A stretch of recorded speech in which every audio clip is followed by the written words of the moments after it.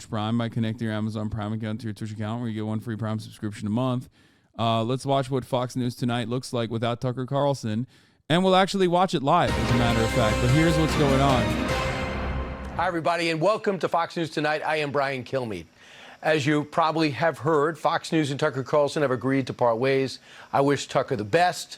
I'm great friends with Tucker and always will be. But right now, it's time for Fox News Tonight, so let's get started.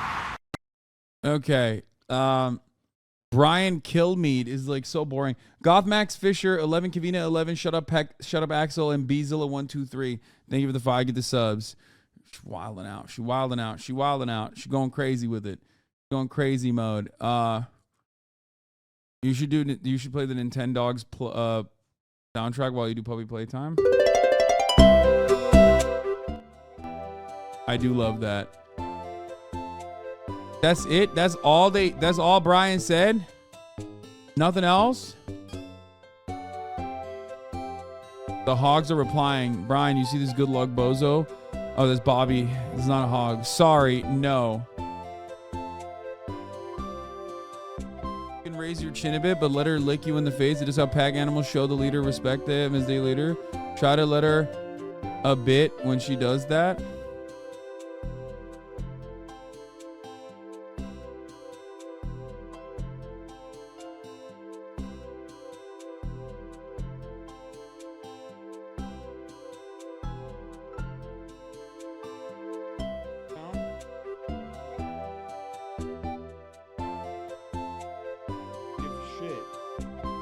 Okay.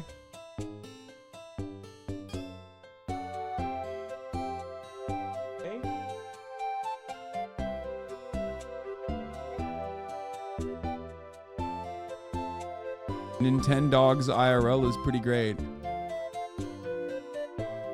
The pack leader alpha shit is fake as fuck. I mean, I don't give a shit. I just like getting kisses from her. What do you mean? I don't give a fuck what it's for.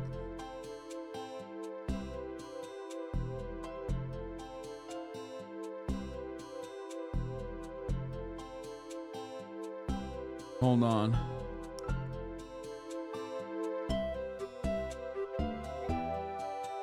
Want to do downies, the opposite of uppies?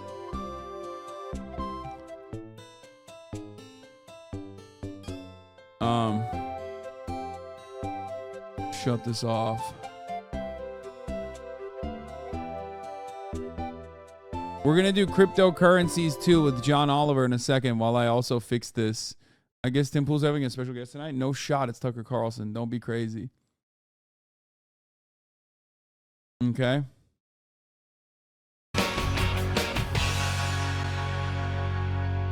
Our main story tonight concerns cryptocurrency. The only word that makes Elon Musk nut immediately.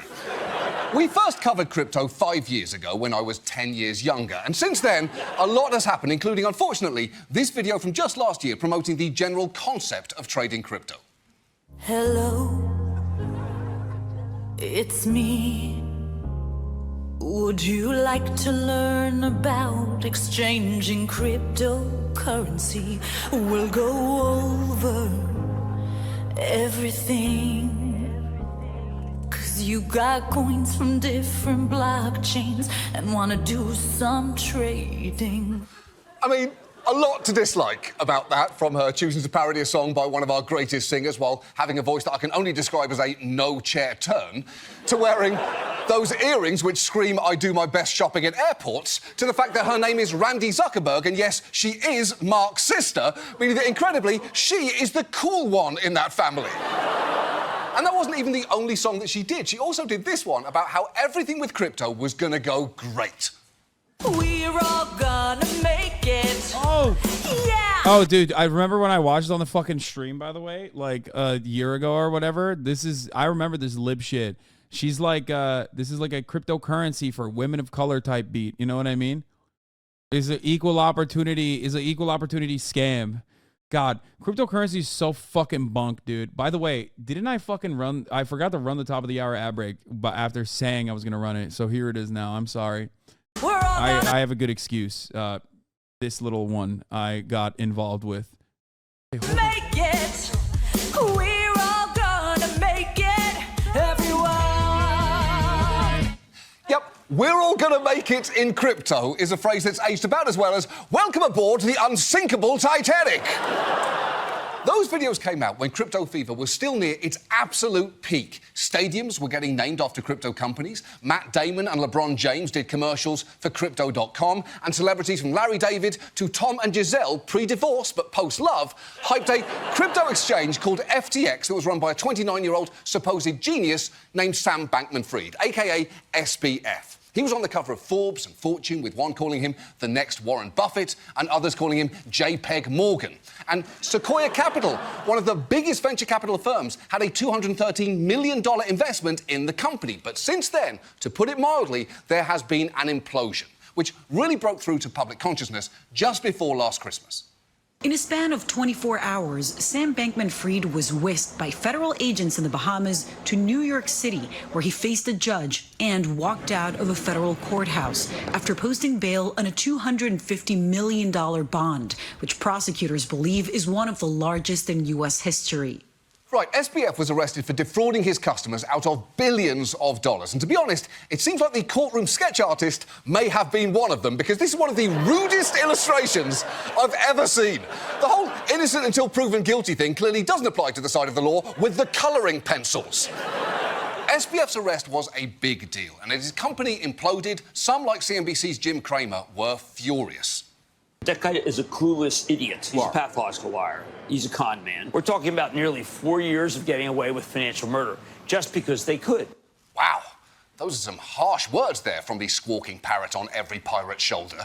Especially as, just a year earlier, Cramer was saying this.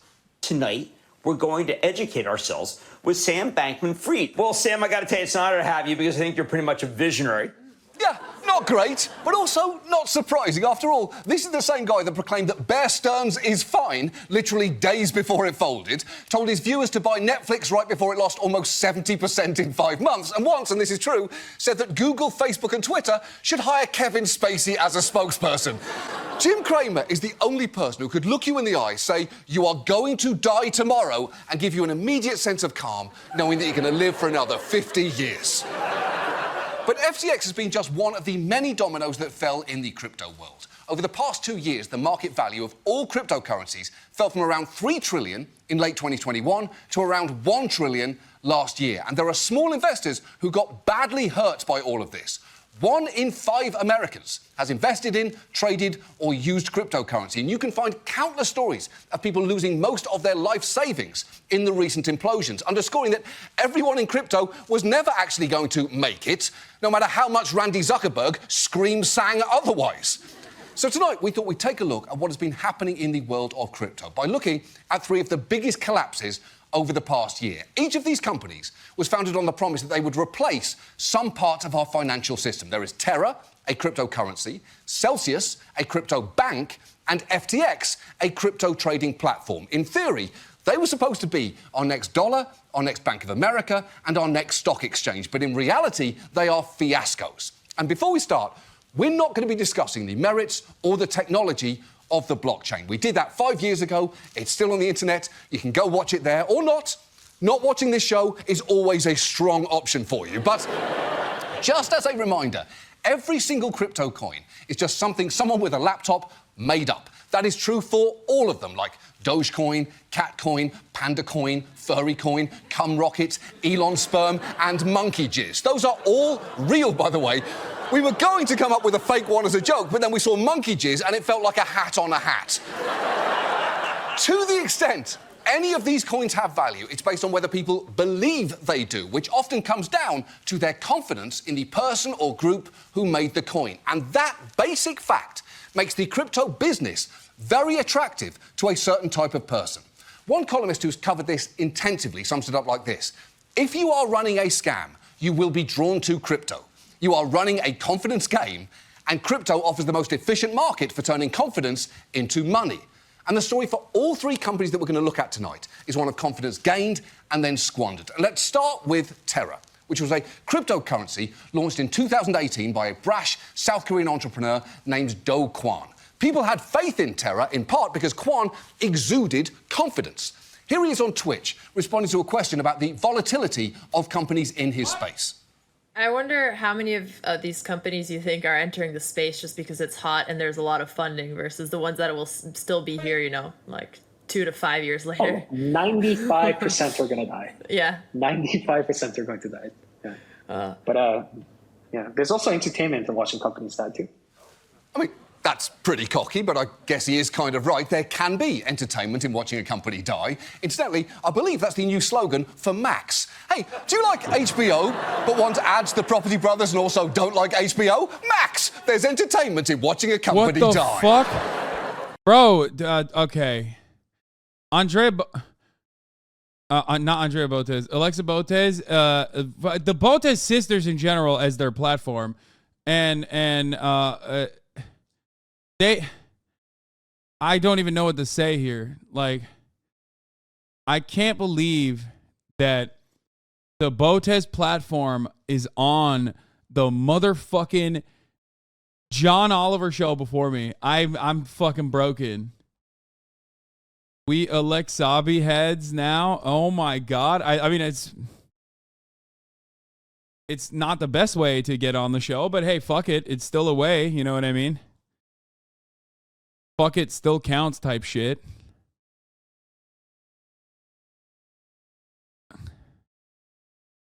Here's our Dogecoin, okay? This is wild. Quan's company made something called a stablecoin.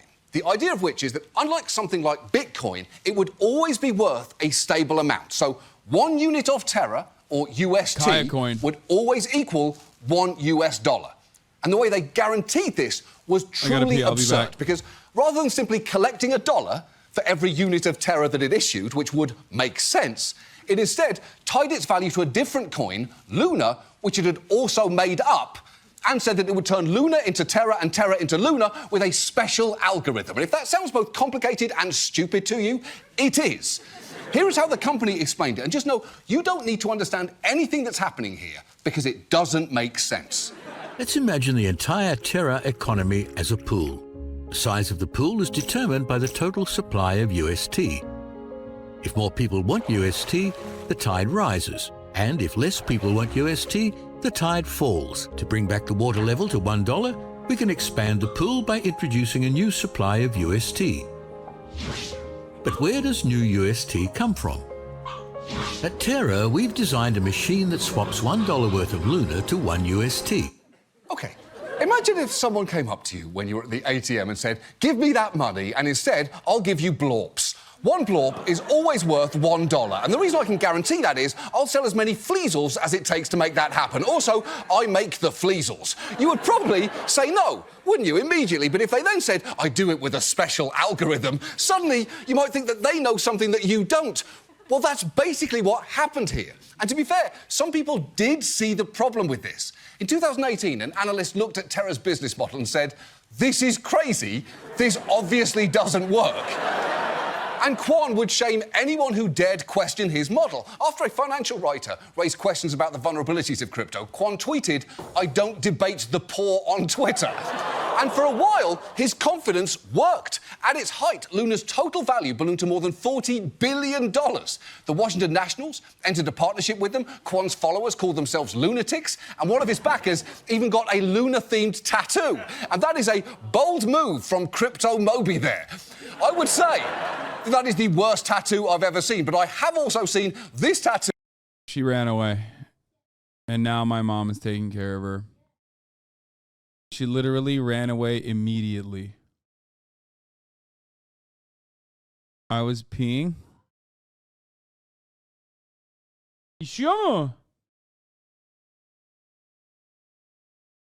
Yeah, I mean, there's a pad here. There's a pad everywhere. You want another pad? Oh, my God. Okay. Of R. Kelly with the words, "I don't see nothing wrong," and that's around 5% worse. But we now know, according to the SEC, the algorithm didn't work as they'd claimed. In fact, at one point in 2021, Terra nearly collapsed. And while Quan told people that the crisis had been averted thanks to his algorithm, saying it was automatically self-healing, It turns out it was only saved by the deliberate intervention of a third party, which was quietly purchasing large quantities of Terra to restore its value. But last May, a few big trades destabilised the price of Terra, prompting a panic in which both Terra and Luna holders started selling en masse. And since they weren't backed by anything but good vibes, both coins' value were trading at essentially zero, and the implosion erased tens of billions of dollars of value. As for Kwan, he now faces charges in multiple countries, and he actually went on the run for a bit, but before he was caught, managed to find some emotional support on a crypto podcast. Here he is, mid-thought, getting surprised by an unexpected guest. You're, like, you haven't slept in a while, and, like, you feel almost, holy shit, is that Martin Shkreli? Hey, Doe, I just wanted to let you know jail's not that bad. It's not the worst thing ever. You know, so don't fret if that. I hope it doesn't happen, but if it does happen, it's not that bad. Good to know. Wow. I don't think there's ever been a more cursed Zoom call, and I'm very much including that celebrity Imagine video. And quick side note. Dude, I just like, one of the funniest parts about these like financial crimes and the financial criminals is how accessible they are to like our side of the world, you know what I mean? Like to our universe, to our little universe of dumbasses. I think that is awesome. I think that like a lot of these like scammers are not sitting in like fucking corporate boardrooms or whatever, but instead like shooting the shit on Zoom calls with a bunch of other idiots like Twitch streamers and shit like that. You know what I mean? It's awesome. If you're wondering if Jim Cramer ever saw Martin Shkreli's scandal coming, you should know that Shkreli actually got his start at Jim Cramer's hedge fund, so another ace in the hole for the Crame game. But it's not just cryptocurrencies that can be built on sand. The same can happen with crypto banks, which are already a bit of a misnomer, because unlike traditional banks, they are not regulated or indeed insured. But they are firms that will hold your crypto, pay you interest, and lend it out. And that brings us to our second company, Celsius, one of the biggest crypto banks, founded by this guy, Alex Mashinsky. Now, his whole sales pitch, as you can see from his cool T-shirts, was banks are not your friends, which is clearly true. But he really doubled down on that message in ads like this. Banks are not your friends. We all know that. And we decided to create a replacement for the banking system, right? Something that acts in your best interest, a place where you can actually... I think cryptocurrencies like supposed viability and explosive growth should have rang every fucking alarm bell that our current system, our current structure is like completely fucked up, untenable, unmanageable, and incredibly susceptible to outside forces that aren't even trying that hard to scam you. And yet, for some reason, despite all of that, we're just like, no, actually, this hyper-libertarian dystopia is perfectly fine. We're perfectly fine with it existing in the way that it does. Let people have some get-rich-quick schemes. We'll fucking shave a little bit off the top. And by that, I mean, we'll hit some of the worst offenders. We'll hit some of the big boys, and that's it.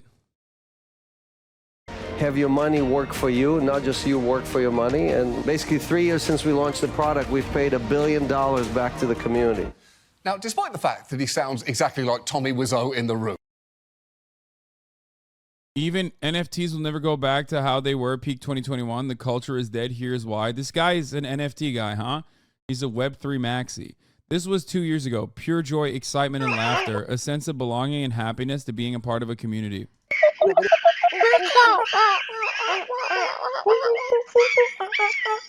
Bananas. Bananas, bananas. We come in peace, we come in peace.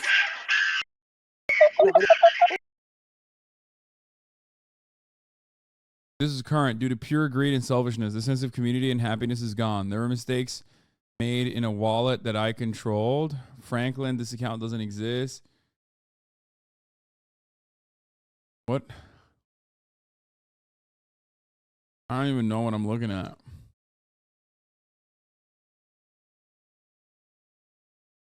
People used to be excited to mint and trade NFTs. Now people are excited for shitcoins that are likely all scams. Brother, it's all scams. It has always been a scam. hasanAbi, and I see her right here.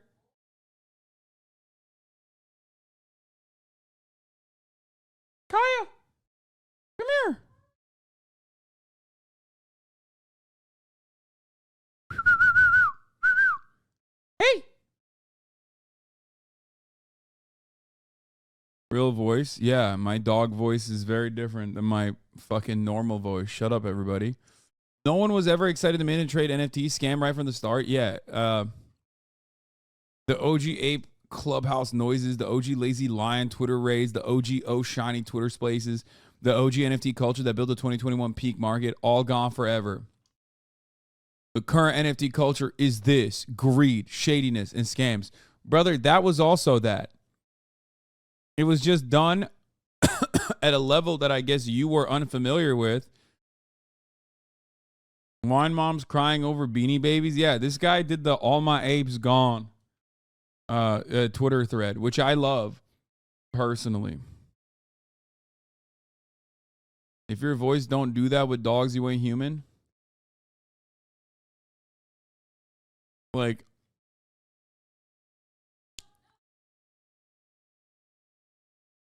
God, there was so much. There was so much fucking bullshit going on. It made me feel like I was out of my mind, dude. Also, Brian Kilmeade doesn't have a Twitter Blue subscription, but Elon Musk gave me one. That's a pretty big L for Brian Kilmeade. I'm going to be honest.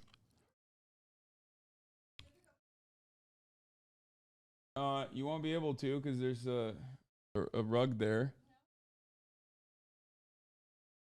Don't let her eat that. My mom went to physical therapy and now she can't walk as well. So that's great. She's just like literally roaming around the house trying to chase Kaya in a fucking DX Razor. Okay? In a DX Racer. She's literally in a gaming chair wheeling around. The situation is unmanageable here at the Piker compound. Okay? I know, which I was going to, but then I went to pee and she immediately escaped containment. Okay, I'm going to do that. Just here, I'll get her back in a second. Mashinsky built one of the biggest crypto lenders with more than $12 billion in deposits. And one of the ways that he did this was by promising customers would get up to 18% interest rates on their deposits. That versus the average of 0.06% then being offered by traditional banks. And he'd like to say that banks could actually pay those sorts of rates if they wanted to, adding somebody is lying, either the bank is lying or Celsius is lying. And hey, ¿por qué no los dos? Two things can be true. Like how Frankie Muniz can be both 37 years old and 12 at the same time, or how The Rock can be one of the highest paid actors in Hollywood despite never actually acting. Mashinsky went out of his way to build trust among customers, holding weekly live stream AMAs, sometimes featuring dumb stunts like when he started one wearing a Mandalorian mask. And on these calls, he would brag about all the great things that his company was doing for people while occasionally engaging in the single worst attempt at a dab I have ever seen. The beauty of what Celsius managed to do is that we deliver yield, we pay it to the people who would never be able to do it themselves, we take it from the rich, and we beat the index. Okay, that's like going to the Olympics and getting 15 medals in 15 different fields. Okay? What the fuck was that? A heads-up dab? And to be honest, why a dab at all? It's not 2015, and you're not a guest on Ellen. Also, you're 57 years old. That demonstrates a lack of judgment, frankly terrifying in someone supposedly running a financial institution. And yet Mashinsky insisted we are probably one of the least risky businesses that regulators worldwide have ever seen, which was just flagrantly untrue. A court-appointed examiner later found that he was making incredibly risky loans and was also using customers' money to pay the high yields that he'd promised, which sure sounds like the textbook definition of a Ponzi scheme. Eventually, Celsius started minting its own coin to inflate its balance sheet, a coin that its own employees said was worthless and that its price should be zero. One even said that the whole thing was very Ponzi-like, and at one point, the company's former finance chief said, "We are doing something possibly illegal and definitely not compliant." And what an office that must have been to work in. Finding yourself wandering over to Cheryl's desk like, "Hey, girl, great top. Quick question. Are we, like, doing crimes?" Because I'm getting, like, major crime vibes in here. Also, have you seen our boss dab? It's very weird. And when Celsius inevitably collapsed, people got hurt, especially because in the fine print, the company's terms of use stated that customers transferred all rights of ownership in their crypto assets by depositing them in a Celsius account, meaning that when people tried to withdraw their money, they found out it legally wasn't theirs anymore. And while Celsius and Mashinsky have not been criminally charged, tens of thousands of customers still have digital assets trapped on the platform, and Celsius has reported that it owes them $4.7 billion. All of which is enough to make you think that while banks are not your friends, this guy may actually be your enemy. So we've got bullshit money and a bullshit bank, which brings us back to Sam Bankman-Fried and FTX. It was basically a whole bullshit trading platform. The pitch was that FTX was an exchange where you could buy and sell cryptocurrencies just like stocks, and its ease was emphasised in ads like this one with Steph Curry that play in hindsight like a bit of a red flag. This is Steph Curry, the world's leading expert on cryptocurrency. I'm not. Okay, quit messing around, man. Give me some tips on crypto. No. But you are an expert, right? No, I'm not an expert, and I don't need to be. With FTX, I have everything I need to buy, sell, and trade crypto safely. Yeah, you don't even have to understand it, just use it. Their pitch for a major money app was basically the same as the attitude that we all have towards semicolons. You're never 100% using one of those, are you? It's a real go with God punctuation. Although I will say it kind of makes sense that they get Steph Curry for that ad, considering that he's already a spokesperson for Subway, a restaurant whose slogan is officially eat fresh, but spiritually, trust us, it's tuna. And again, for a while, that pitch worked pretty well. FTX held a conference in the Bahamas less than a year ago that included a panel with Tony Blair and Bill Clinton and appearances by Orlando Bloom and Katy Perry. Tom Brady was even there in person too, making videos like this. What's up, guys? I'm here with my boy Sam from FTX. We're at Crypto Bahamas conference. We're going to start the day. We're going to do some TikToks for you guys, and it's going to be an amazing day. We'll get started. We'll do a get ready with me. Sam, where you going, bro? Look, Sam, from one Ohio 6 to another, never stand that close to Tom Brady. It's doing you no favours. There is a reason that I've never been photographed with Chris Hemsworth, no matter how much he begs for it. Now, the joke there was that Sam was a shy, self-effacing genius, and that's the general vibe that he went for. It's why he dressed like every day was laundry day and combed his hair with a balloon. Obviously, we now know that things came crashing down, but even after they did, SBF was still defensive about what he'd built. A lot of people look at you and see Bernie Madoff. Yeah. I mean, I don't think that's who I am at all, but I understand why they're saying that. People lost money. When you look at the classic Bernie Madoff story, there was no real business there. The whole thing, as I understand it, I think, was just one big Ponzi scheme, right? FTX, that was a real business. Yeah, but was it, though? Because I understand that no one wants to admit that their business was a scam. It's the same reason no parent wants to admit that their child sucks. Saying it out loud makes it real, doesn't it? But the truth is, some kids do. Some kids are, just to put it nicely, not a fun hang. You still love them, of course, but do you like them? Exactly. But it is worth understanding just what SBF's real business consisted of, because it turns out that in addition to FTX, he had a hedge fund called Alameda, and he also produced his own coin, because of course he did, called FTT. And very basically, according to authorities, what he did was filled up his hedge fund's books with the coin that he produced, using his exchange to inflate that coin's price. And once his hedge fund had a giant stash of his own coin, it used that as collateral to take out several loans. Essentially, the Fed say that he created fake money, inflated its price, and then borrowed real money against that. But wait, I'm not done. Because he was also taking money from actual FTX customers. The ones, remember, who were putting money into FTX because Steph Curry told them it was safe, and then loaning it back to his hedge fund. The whole thing was honestly pretty blatant. After everything collapsed, a new CEO came in to handle the bankruptcy. As he told Congress, he was shocked at just how sloppy and poorly run everything was. This is really old-fashioned embezzlement. This is just taking money from customers and using it for your own purpose. Not sophisticated at all. Literally, there's no record keeping whatsoever. They use QuickBooks, a multi-billion-dollar company using QuickBooks. QuickBooks? QuickBooks. It's true. They used QuickBooks. And look, I'm no accountant. I mean, I should be.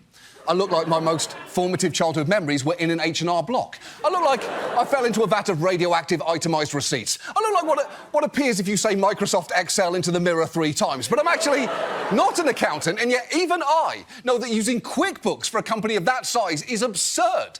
That man also revealed that FTX let thousands of uncashed deposit checks sit around like junk mail and approved millions of dollars of expense reports via emoji on Slack. And I'm dying to know which emoji they used, because we all know emojis on Slack have very specific meanings. For instance, thumbs up means I'm done with this conversation. This means I'm too lazy to type thank you. This means I'm dying inside, don't talk to me.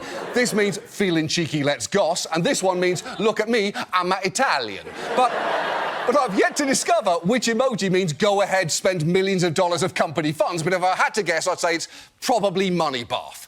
But it is no wonder that new CEO has said, never in my career have I seen such a complete failure of corporate controls and such a complete absence of trustworthy financial information as occurred here, which is really saying something, given that his career includes overseeing the bankruptcy of Enron. And if you don't remember how bad Enron was, Google it. I can't do everything for you. Suffice to say, it's very bad. The through line in all 3 companies I've talked about tonight is them confidently presenting a veneer of expertise, even as beneath the surface, they were a complete shit show. And it kind of says something, that even as they imploded, all 3 of the men behind them were still trying to bluster their way out of it.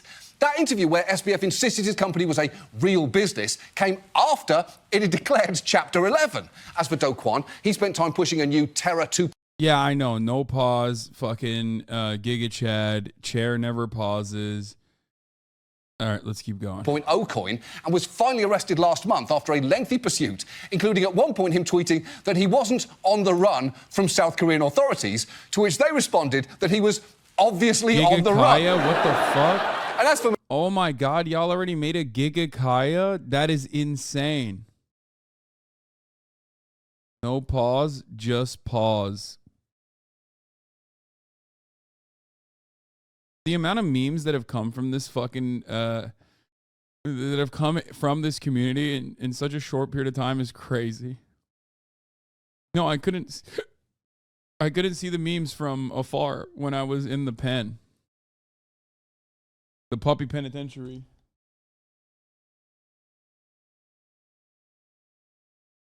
Bro, she going wild with it. Look at this. Going bananas mode on that thing. Okay, good. I think I seemingly have made her hyper fixate and hyper focus on a little piece of toy, a chew toy, by playing with her a little bit with it. This way she will get her unpause. This way she will get her anxieties and her excitement out of the way without realizing that I'm like no longer there, you know what I mean?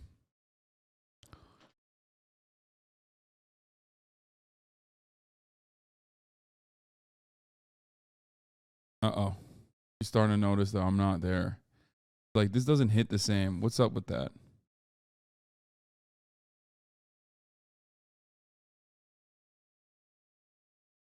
Immediately started. Oh my God, that's crazy. Immediately started going, oh, what the fuck?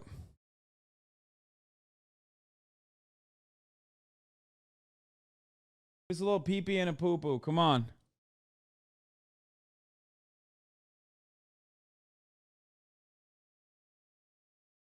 She looking at Master Chief?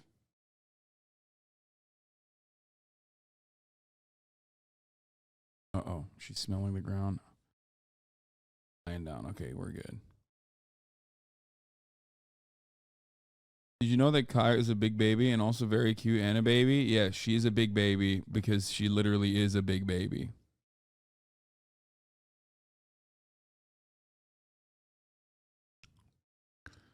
But let's get back to John Oliver. Mashinsky, here is audio of him trying to buck up his team at an all-hands meeting, even as his company was crumbling around him. Well, Pepsi filed for bankruptcy twice, right? Does it make the Pepsi taste less good, right? Delta filed for bankruptcy. right? Do you not fly Delta because they filed for bankruptcy? Okay, but that's not the same thing, is it? Celsius was supposed to be good with money. If Delta crashed 4 billion planes and drinking Pepsi gave everyone infinity diarrhea, then yeah, people might lose trust in them, and for a pretty fucking good reason. And the thing is, there are still companies out there making all the same claims that you've seen tonight. And I'm not saying that they are all scams. Maybe these 3 are the exceptions, although they would be joining all the other exceptions that we haven't had time to talk about tonight, from BitConnect to Quadriga to so many more. But the truth is, in a financial system where the only real currency is confidence, scammers are going to thrive. And I know that we usually like to point to a solution at the end of our stories, and that often means calling for more regulation, but I'm not sure that's a good idea here. The danger is regulation might give this sector more legitimacy. It'll make a risky investment look safe when it is clearly not, and that in turn might entice... Nah. You want to take her outside? You can walk now? Okay. Well... Hey, not yet, not while she's barking. She went crazy when you opened the door, though. No. Go play with Kai, please. No, I will. Hold on. I'm going to do all of that. Banks to start getting... I'm not even going to... Whoa. She is so big. She is too big.